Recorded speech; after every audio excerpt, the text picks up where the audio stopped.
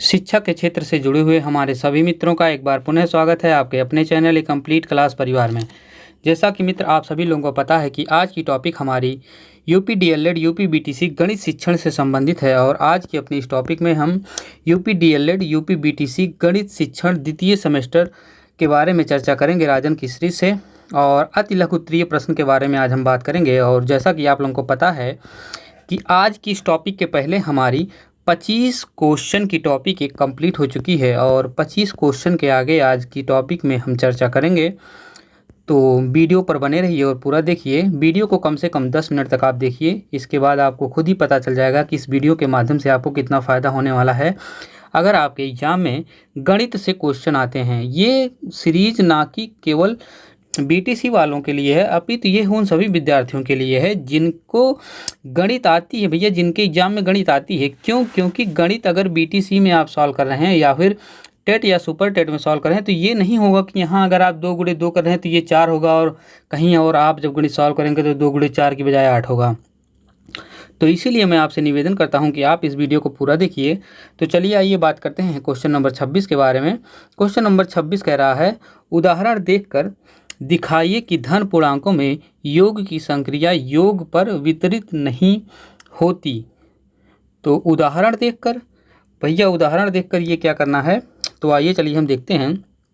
उदाहरण क्या है, ये जो आपको दिया गया है 4 + 6 + 2, मतलब 4 प्लस का चिन्ह लगा है और इसके बाद ब्रैकेट में लिखा गया है 6 + 2 = लिखा गया है 4 + 8। ठीक है, 6 और 2 को जोड़ दिया गया है, 6 2 8 हो जाता है और साथ में इसको लिख दिया गया है 4 + 8, यही बराबर होता है 8 4 12 के। ठीक है, फिर अगले ब्रैकेट में दिया गया है कि 4 + 6, अगले ब्रैकेट में दिया गया है 4 + 6, फिर किया गया है 4 + 2 यानी 6 4 10 और 4 2 6, तो ये हो जाएगा 16 के। ठीक है, फिर अगले में अगर हम अगली लाइन में देखें क्या किया गया है, अगली लाइन में किया गया है मित्र कि 4 प्लस इसके बाद 6 + 2 ये बराबर नहीं है 4 + 6 और 4 + 2 के, अर्थात योग की संक्रिया योग पर वितरित नहीं होती। ये इसका कहने का मतलब क्या हुआ मित्र, इसके कहने का मतलब हुआ कि जो ये संख्या, जो ये पूरा इतना दिया गया है, ये चीज़ ये इतने पूरे के बराबर नहीं है। आपको ऐसे ही पता चला होगा, ये इतना पूरा सॉल्व करने पे 12 आ रहा है और इसको पूरा सॉल्व करने पर 16 आ रहा है और दोनों आपस में बराबर नहीं है। ठीक है, आइए क्वेश्चन नंबर 27 के बारे में बात करते हैं। निम्नलिखित संख्याओं में धन पूर्णांकों को बताइए। तो आपको ये संख्या दी गई है, उनमें धन पूर्णांक आपको बताना है। तो मित्र आपको पता होना चाहिए कि आपके पास संख्या -5, फिर कामा लगा है 4/3, फिर कामा 4 - 8, फिर कामा लगा है 8 में भाग दिया गया है 2 से, फिर कामा लगा है 2 में गुणा किया गया है 6 से, फिर कामा लगा है √2 है, फिर कामा लगा है -2 में गुणा किया गया है -6 से। इन संख्याओं में केवल 8/2 यानी ये पूरी संख्या पॉजिटिव में है, बराबर ये हो जाएगा 4 के। ठीक है, जब आप 8 में 2 से भाग देंगे तो ये 4 के बराबर हो जाएगा। और अगली संख्या अगर पॉजिटिव की बात करें तो अगली संख्या पॉजिटिव वाली है 2 × 6, ये वाली पूरी संख्या पॉजिटिव की है और इसको जब आप सॉल्व करेंगे तो आपको 12 मिल जाएगा। इसके बाद अगर हम पॉजिटिव संख्या की बात करें तो आपको पता होना चाहिए ये पूरी संख्या पॉजिटिव होगी। क्योंकि मित्र ये जो माइनस और माइनस का गुणा होता है तो दोनों आपस में पॉजिटिव हो जाते हैं, इसलिए ये पूरी संख्या पॉजिटिव में होगी और 6 दूनी 12 प्लस में हो जाएगा। बाकी की संख्याएं सब ऋणात्मक हैं, सब में ऋण वैल्यू आएगी। ठीक है, आइए हम आगे बात करते हैं आगे। और सभी संख्याएं पूर्णांक भी हैं, एक चीज़ हम कहना भूल गए, सभी संख्याएं धनात्मक हैं और साथ में पूर्णांक भी हैं। ठीक है, और आगे हम क्वेश्चन नंबर 28 के बारे में बात करेंगे। क्वेश्चन नंबर 28 कह रहा है, योगात्मक तत्समक क्या है। तो आपको बताना है योगात्मक तत्समक क्या है और उदाहरण सहित बताइए। इसको आपको उदाहरण सहित बताना है, तो चलिए बताते हैं क्या है योगात्मक तत्समक। 0 यानी 0 को योगात्मक तत्समक कहते हैं, क्योंकि किसी संख्या में यदि 0 को जोड़ा जाए तो शेषफल वही प्राप्त होता है। आप किसी भी संख्या में अगर 0 जोड़ेंगे तो मित्र आपको पता होगा कि जो प्राप्त होगा वही संख्या। जैसे 7 में अगर आप 0 जोड़ते हैं तो 7 ही प्राप्त होगा, अतः 0 को योगात्मक तत्समक कहते हैं। ठीक है, उम्मीद करते हैं आप समझ गए होंगे। क्वेश्चन नंबर 29 की बात करते हैं, किसी संख्या का योगात्मक प्रतिलोम क्या है? उदाहरण सहित आपको बताना है। योगात्मक तत्समक ऊपर पूछा गया था, ये है योगात्मक प्रतिलोम। आइए योगात्मक प्रतिलोम के बारे में बात करते हैं। प्रत्येक पूर्णांक के लिए एक ऐसा पूर्णांक होता है, कह रहा भैया प्रत्येक पूर्णांक के लिए एक ऐसा पूर्णांक होता है जिसे दिए गए पूर्णांकों में जोड़ने पर योग शून्य होता है, तो योग शून्य प्राप्त हो जाता है, तो ऐसा पूर्णांक योगात्मक प्रतिलोम कहलाता है। अब आइए उदाहरण के माध्यम से समझते हैं किस तरह से। जैसे 12 प्लस माइनस का 12। अब जैसे 12 की प्लस की संख्या है, इसमें माइनस का 12 ऐड कर देंगे तो आपको पता है कि ये चीज़ क्या हो जाएगा मित्र, ये जब ब्रैकेट खुलेगा तो ये जो प्लस का चिन्ह लगा है ये बदल के माइनस में हो जाएगा, यानी 12 माइनस 12 इक्वल टू कितना हो जाएगा, 0 के। या आप ये भी कह सकते हैं कि किसी भी प्लस की संख्या में माइनस की संख्या जोड़ते हैं, अगर दोनों संख्या आपस में बराबर हैं तो क्या है, 0 होता है। लेकिन अगर जो संख्या बड़ी होती है वही संख्या फिर घटा के लिख दी जाती है। जैसे अगर यहाँ पे माइनस का 13 होता तो हम क्या लिखते हैं, 12 और 13 को आपस में घटाते हैं जो बड़ी होती है, इसके बाद जिसका सिंबल लगा होता बड़े वाले संख्या में, जैसे यहाँ पे 13 में अगर माइनस लगा होता तो अगर घट के 1 प्राप्त होता तो 1 के सामने हम बड़ा वाले सिंबल का सिंबल लगाते हैं। जैसे यहाँ पे 13 के सामने 0 लगा है, 12 के सामने प्लस है, तो बड़ी वाली संख्या 13 है, तो 13 के सामने जो सिंबल लगा वही हम लगा देते हैं, माइनस का 1। तो उम्मीद करते हैं आप समझ गए होंगे। यानी 12 का योगात्मक प्रतिलोम अगर हम बात करें तो -12 होगा। आप ये सिंपल समझिए कि किसी भी संख्या का योगात्मक प्रतिलोम चिन्ह आपस में बदल जाते हैं। जैसे कोई संख्या अगर प्लस में लिखी गई है तो वो माइनस में वही संख्या हो जाएगी, और कोई संख्या अगर माइनस में लिखी गई है तो वही आपस पलट के प्लस में हो जाएगी। जैसे अगर आपसे पूछा जाए कि 13 का योगात्मक प्रतिलोम कितना होगा तो आप लिखेंगे -13, या किसी भी संख्या का योगात्मक प्रतिलोम अगर वो प्लस में है तो माइनस हो जाएगा। और अगर आपसे पूछा जाए -13 का योगात्मक प्रतिलोम तो आप लिखेंगे 13, यानी कोई भी संख्या अगर माइनस में है तो योगात्मक प्रतिलोम अगर आपसे पूछा जाएगा तो आप उसको पलट के लिखेंगे प्लस में, ठीक है, वही संख्या। क्वेश्चन नंबर 30 के बारे में बात करते हैं। गुणात्मक तत्समक क्या है, उदाहरण सहित समझाइए। मित्र गुणात्मक तत्समक की अगर हम बात करें तो किसी भी पूर्णांक में 1 से गुणा करने पर पूर्णांक के सामने कोई परिवर्तन नहीं होता, अतः 17 किसी भी पूर्णांक का गुणात्मक तत्समक नहीं कहलाता है। क्या कहलाता है, 17 क्या है, किसी भी पूर्णांक का गुणात्मक तत्समक कहलाता है। किस तरह से, जैसे 17 में 1 से आप गुणा कर देंगे तो 17 प्राप्त हो गया। किसी भी संख्या में अगर आपसे 1 से गुणा करेंगे तो वही संख्या प्राप्त हो जाती है, वही कहलाता है गुणात्मक तत्समक। आइए आगे हम बात करते हैं क्वेश्चन नंबर 31 के बारे में। गुणात्मक प्रतिलोम क्या है, उदाहरण के देकर समझाइए। देखिए ये गुणात्मक तत्समक था ऊपर, अब कह रहा है गुणात्मक प्रतिलोम के बारे में। तो यदि दो परिमेय संख्याओं का गुणनफल, जैसे दो कोई परिमेय संख्या हो, परिमेय संख्या आपको पता है p/q के रूप में लिखा जाता है।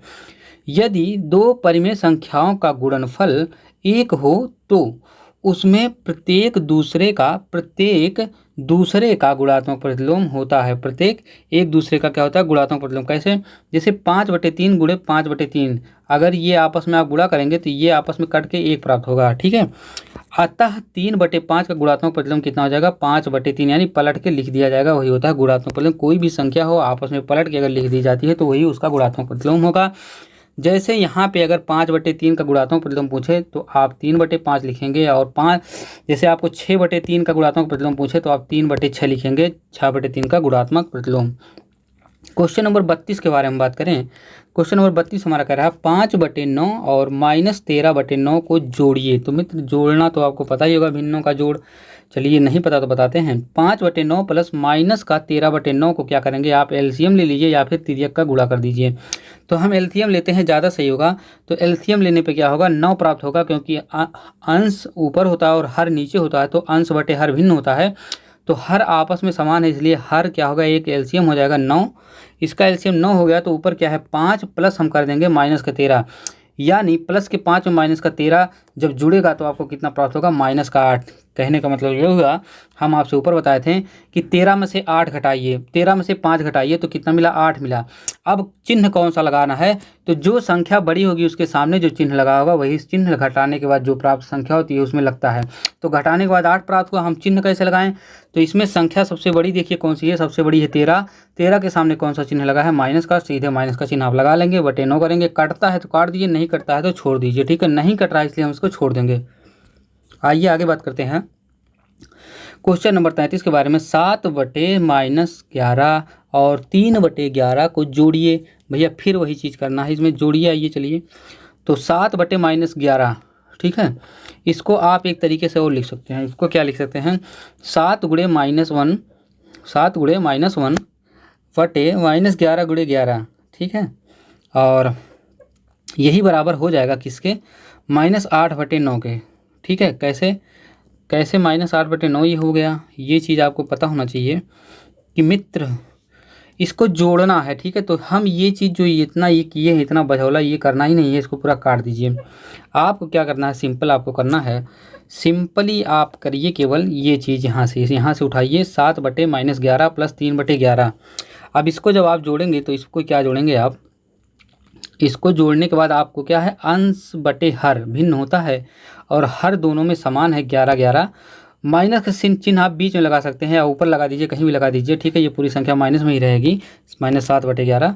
तो ये क्या हुआ कि अंश बटे हर होता है, तो हर आप में 11 कॉमन ले लीजिए, 11 जो है आपका एलसीएम हो गया, और -7 + 3 आप करेंगे तो ये जब आपस में जुड़ेंगे तो -4 प्राप्त होगा, जैसे ऊपर हम जोड़े थे। यानी 7 में से हम 3 घटाएंगे और जो संख्या बड़ी है उसके सामने जो चिन्ह लगा है वही हम घटाने के बाद प्राप्त संख्या में लगा देंगे, तो यहाँ पे आपको -4/11 प्राप्त होगा। ये चीज़ क्या किया गया ये लाइन में, ये तो मुझे भी नहीं समझा, इसको आप काट दीजिए, इसका कोई मतलब नहीं है। ठीक है, यहाँ पे जोड़ना है तो यहाँ ऐसे डायरेक्ट जोड़िए, इसके बाद सॉल्व करके ये देखिए -4/11 प्राप्त हुआ है। ठीक है, कन्फ्यूज होने की ज़रूरत नहीं है। आइए आगे हम बात करते हैं क्वेश्चन नंबर 34 के बारे में। क्वेश्चन नंबर 34 कह रहा है -5/8 से -5/12 को घटाइए। तो मित्र कुछ नहीं करना है, 8 और 12 में एलसीएम क्या होगा, 8 और 12 में एलसीएम अगर आप लेंगे तो इसमें 8 एलसीएम हो जाएगा। ठीक है, या फिर 8 एलसीएम नहीं होगा, सॉरी 8 एलसीएम नहीं होगा, एलसीएम वही होता है जो इस दोनों में कॉमन हो। ठीक है, तो इसमें कॉमन अगर आप एलसीएम लेंगे तो आप इस तरह से एलसीएम लेंगे, 8×12 इसको करेंगे तो इसको आप एलसीएम इस तरह से ले सकते हैं, 2 चौक 8, 2 छक 12, फिर 2 से काटेंगे, 2 दूनी 4 और 3 दूनी 6, फिर इसको 2 से काटेंगे तो 1 आएगा, फिर यह 3 से जाएगा, तो यानी 2 दूनी 4, 4 दूनी 8 और 8 3 24, एलसीएम आपका ये हो गया 24। आपने 24 एलसीएम ले लिया। 24 एलसीएम लेने के बाद आपको क्या प्राप्त होगा कि 12, देखिए अब 24 एलसीएम हुआ।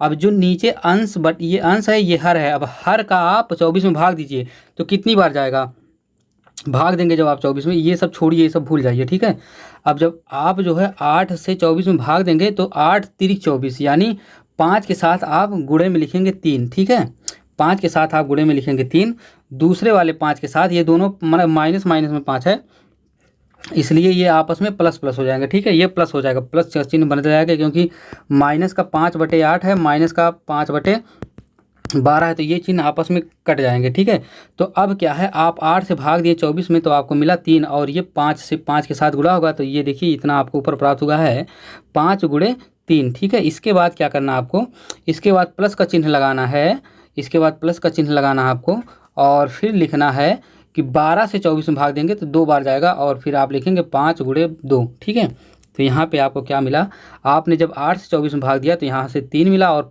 ऊपर वाले हर के साथ आपने 5 में गुणा किया, 5 जो है हर है पहले भिन्न में, तो 5 के साथ आपने 3 से गुणा किया। दूसरी बार आप 12 से भाग दिए 24 में तो आपको 12 दूनी 24, तो 2 से आप गुणा करेंगे 5 में। ठीक है, और इसको जोड़ देंगे, 8 और 12 का एलसीएम, ये देखिए यहाँ पे 2 लिखे हैं जबकि यहाँ पे होगा 24। ये देखो भैया 2 कहीं लिखा, कहीं एलसीएम आप 2 लिए हैं, यहाँ 24 है, ये देखो 2 लिखे हैं। आगे जब भैया इसको आप सॉल्व करेंगे तो आपको क्या मिलेगा, 3 दूनी 6 और 5 दूनी 10, सॉरी 5 3 15 और 3 दूनी 6, सॉरी 1 मिनट, थोड़ी जल्दबाजी में गलती हो गई। देखिए 3 5 15, तो माइनस का 15 हो जाएगा, यहाँ पे माइनस का चिन्ह ऐसे लगेगा, और ये क्या हो जाएगा, 5 दूनी 10, तो यहाँ पे हो जाएगा 10। ठीक है, तो इसको जब आप सॉल्व कर देंगे आगे तो माइनस का 15 + 10 हो जाएगा भैया आपका कितना, 24। क्यों हो जाएगा, माइनस का 5/24। ठीक है, क्योंकि 15 में जब 10 जुड़ जाएगा तो माइनस का 5 बटेगा और बटे 24 हो जाएगा। अगर काटिए तो कटता है, नहीं करता है तो इसे छोड़ दीजिए ऐसे ही। आइए क्वेश्चन नंबर आगे जब हम सॉल्व करते हैं तो आगे जब सॉल्व करेंगे तो आपको कुछ इस तरह से प्राप्त होगा कि क्वेश्चन नंबर 35 से आगे, क्वेश्चन नंबर 35 में कह रहा है -22/3 को 27/88 से गुणा कीजिए। तो चलिए गुणा कर देते हैं। गुणा में क्या होता है, ऊपर ऊपर का गुणा नीचे नीचे गुणा हो जाता है। तो ऊपर ऊपर का गुणा करेंगे जब आप, तो आपको -9 प्राप्त होगा, और नीचे नीचे का गुणा जब आप करेंगे तो आपको 4 प्राप्त होगा। कैसे, ये देखो, ये पूरा गुणा करेंगे और ये पूरा गुणा करेंगे तो जो प्राप्त होगा वो उतना बटे 88 बटे इतना। देखिए इसमें क्या करना है, देखिए 2 दूनी 4, 2 तिहाई 6, 2 चौका 8, यानी 1 एकम में 1, 22 एकम 22, और 22 दूनी 44, और 2 दूनी 4, 2 तीन 22, 2 दूनी 4, 2 तीन 2 चौका 8, यानी 22 चौके 88 होता है। ठीक है, और ये 4 यहाँ से आपको मिला, और 3 एकम 3 और 3 9 27। ठीक है, यहाँ माइनस का चिन्ह लगा तो आप माइनस लगाएंगे, -9/4 ये आपको प्राप्त हो जाएगा। काटने पिटने के बाद आइए क्वेश्चन नंबर 36 के बारे में बात करते हैं। 11x + 24 = 46 को हल कीजिए। 11x + 24 = 46 दिया गया है, तो आप क्या करेंगे, 11x + 46 - 24, इसको 46 इधर लेके चले आएंगे तो ये क्या हो जाएगा मित्र, ये देखिए 24 को हम उधर लेके चले आएंगे तो ये 24 घट जाएगा कितने में से, 46 में से, तो आपको 22 प्राप्त हो जाएगा। यानी 11 इधर क्या है, गुणे में है तो उधर चला जाएगा, 22 के साथ भाग में हो जाएगा, यानी 11 बराबर हो जाएगा 22/11, 22/11 x बराबर हो जाएगा, और ये आपको 2 प्राप्त होगा x की वैल्यू। ठीक है, आइए हम बात करते हैं क्वेश्चन नंबर 37 के बारे में। 5x - 7 बराबर x + 5 को हल कीजिए। तो चलिए हल करते हैं। 5x - 7 बराबर x + 5, ये आपको क्वेश्चन में दिया गया है। इसको जब आप सॉल्व करेंगे तो आप x को इधर लेके चलाइए, 5x - x हो जाएगा, उधर 7 चला जाएगा तो प्लस में हो जाएगा, 5 + 7 हो जाएगा। इसको आप घटाएंगे तो 4x मिलेगा, ये 7 और 5 जुड़ेगा 12, और 4 इधर गुणा में है तो 12 के साथ भाग में हो जाएगा, यानी x बराबर आपको मिल जाएगा 12/4, ये कट जाएगा तो 3 मिलेगा, 4 एकम 4, 4 3 12, यानी x की वैल्यू यहाँ से आपको 3 मिल गई। क्वेश्चन नंबर 38 के बारे में बात करते हैं। 2 ब्रैकेट में x - 1 बराबर 10 - x को हल कीजिए। तो ये देखिए ये क्वेश्चन आपका है, इसको जब आप सॉल्व करेंगे 2 का गुणा x में होगा, यानी 2x, 2 का गुणा एक साथ होगा तो यानी 2 - का 2। ठीक है, और आगे 10 - x ऐसे लिखा जाएगा। इसको जब आप आगे सॉल्व करेंगे तो 2x, यक्स ये इधर आएगा तो इधर माइनस में x है तो इधर प्लस हो जाएगा, यानी 2x + x, और इधर 10 है, इधर -2 उधर चला जाएगा तो प्लस में 2 हो जाएगा, तो आपको 10 + 2 प्राप्त हो जाएगा। आगे जब इसको सॉल्व करेंगे तो ये 2x + x 3x हो जाएगा, और 10 + 2 ये हो जाएगा 12 के। अब 3 इधर क्या है, 3 इधर है गुणा में, इधर चला जाएगा 12 के साथ भाग में हो जाएगा, यानी 12/3, 3 एकम 3, 3 चौक 12, x की वैल्यू आपको 4 प्राप्त हो जाएगा। ठीक है, यहाँ तो यहीं से राइट कर दिए, 3 एकम 3, 3 चौक 12, तो x = 4। आइए आगे बढ़ते हैं, क्वेश्चन नंबर 39 के बारे में जानते हैं। क्वेश्चन नंबर 39 कह रहा है x + 3 = 7 को हल कीजिए। x + 3 = 7, तो x बराबर क्या होगा, प्लस का 3 उधर चला जाएगा तो घट जाएगा 7 में से, और -3 हो जाएगा तो x = 4 हो जाएगा, 7 में से घट के 3। क्वेश्चन नंबर 40 के बारे में बात करते हैं। x/3 = 15 को हल करना आपको, तो x/3 = 15 लिखा गया है। x बराबर क्या होगा, इधर x/3 था तो बटे में था तो उधर चलाएगा, गुणा हो जाएगा, 15 × 3 = 45, x की वैल्यू 45 मिल जाएगी आपको। क्वेश्चन नंबर 41 के बारे में बात करते हैं। 3y - 7 = 2 को हल कीजिए। तो आपको दिया गया है 3y - 7 = 2। इसको क्या करेंगे आप, -7 उधर लेके चलाएंगे तो प्लस हो जाएगा 2, प्लस का 7 हो जाएगा, तो और ये 9 प्राप्त होगा।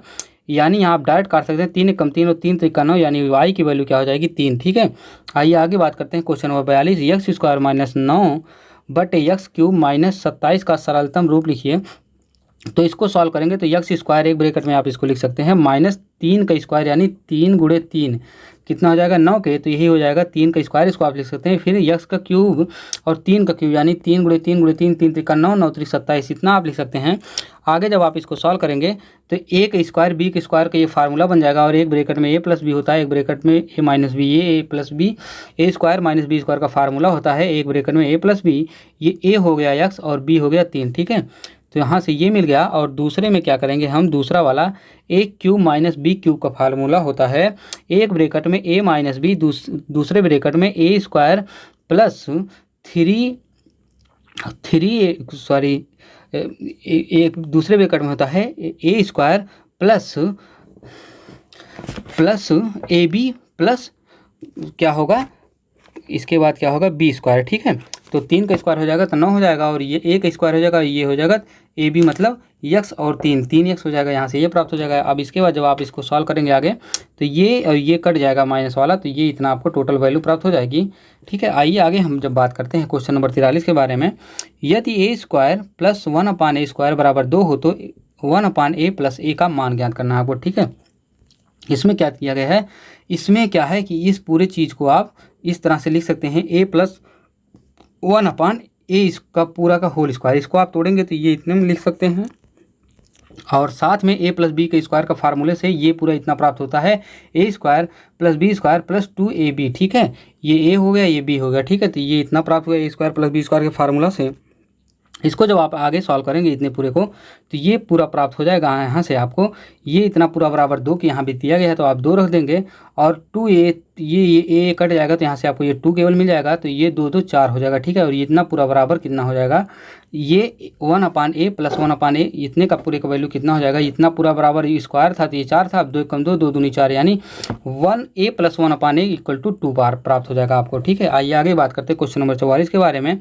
-4/9 का गुणात्मक प्रतिलोम क्या होगा। तो मित्र -4/9 अभी गुणात्मक प्रतिलोम के बारे में हम बात किए थे कि संख्या पलट में वही संख्या पलट जाती है और 9/4 से गुणा हो जाएगा तो आपको 1 प्राप्त हो जाएगा, यानी गुणात्मक प्रतिलोम क्या हो जाएगा उसका माइनस का 9/4। यानी किसी भी संख्या का जैसे गुणात्मक प्रतिलोम पूछे आप उसी संख्या को उसी रूप में पलट के लिख दीजिए, कुछ सॉल्व करने की जरूरत नहीं है। ठीक है, आगे बात करते हैं क्वेश्चन नंबर 45 के बारे में। 5 पुस्तकों का मूल्य 7 पुस्तकों के मूल्य से 72 कम है, एक पुस्तक का मूल्य ज्ञात कीजिए। तो मित्र आपको एक पुस्तक का मूल्य निकालना है, तो चलिए देखिए बात करते हैं। 5 पुस्तकों का मूल्य 7 पुस्तकों के मूल्य से 72 कम है, तो माना एक पुस्तक का मूल्य हम मान लेते हैं ₹1 है, तो 7x हम इसको मानेंगे 7x माइनस 72 कर देंगे तो हमको 5x मिल जाएगा पुस्तक। ठीक है, तो इसको जब आप सॉल्व करेंगे तो आपको 7x में से 5x घटेगा तो 2x प्राप्त होगा, ये बराबर 72 के हो जाएगा, और 2 से आप 72 में जब भाग देंगे तो आपको 36 मिल जाएगा, यानी एक पुस्तक की वैल्यू आपको ₹36 मिल गई।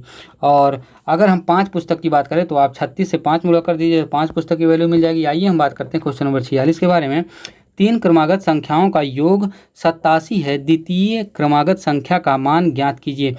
तो हम मान लेते हैं, माना 3 क्रमागत संख्याएं जो हैं वो हैं x+1 तथा x+2। ठीक है, इस तरह से हम मानेंगे इसको, और तो यही बराबर 87 के, तो कितना x की वैल्यू कितनी है 1 2 3, तो 3x बराबर हो जाएगा 87, और ये 2 और 1 ये क्या हो जाएगा 3 इधर हो जाएगा, यानी 3x + 3 बराबर 87 होगा। और देखिए ये इतना जब पूरा आप सॉल्व करेंगे तो आपको मिलेगा 3x, क्योंकि x 3 बार है, प्लस 2 और 1 मिल जाएगा आपको 3 बराबर कितना हो जाएगा 87 के।